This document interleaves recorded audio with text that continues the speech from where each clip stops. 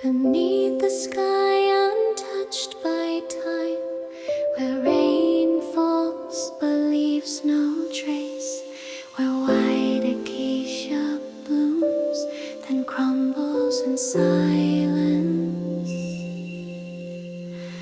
where wind carries names unspoken but never calls them home. I stood, not shadow, not light, a fragment of once was, bound not by form, but by the weight of a prayer no one remembered. And I waited for the moment the rain would decide, shall I dissolve, or shall I remain? Is rain the river that carries, or the sea that devours? Is silence the gate to eternity, or the last hush before oblivion? Does a name that fades into wind return as light, or vanish as dust? If I surrender, do I become infinite, or do I cease? Love saved me, but love undid me. The moon watched me, but the moon abandoned me. The acacia bloomed, then let its petals fall. The rain touched me, but erased me.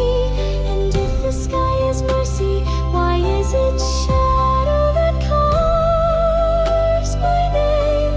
If night is the end, why do I still burn?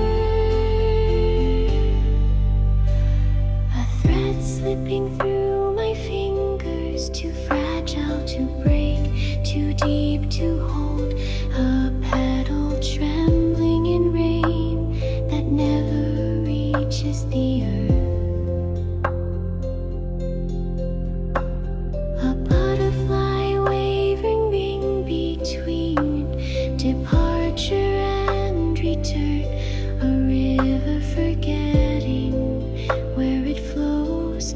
A sky that neither mourns nor remembers. Does the butterfly that crosses the river return a soul, or silence? Does the wind carry voices to the stars, or scatter them beyond time?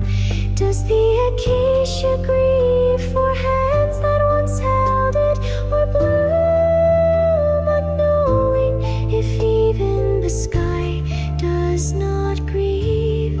Who will remember my name?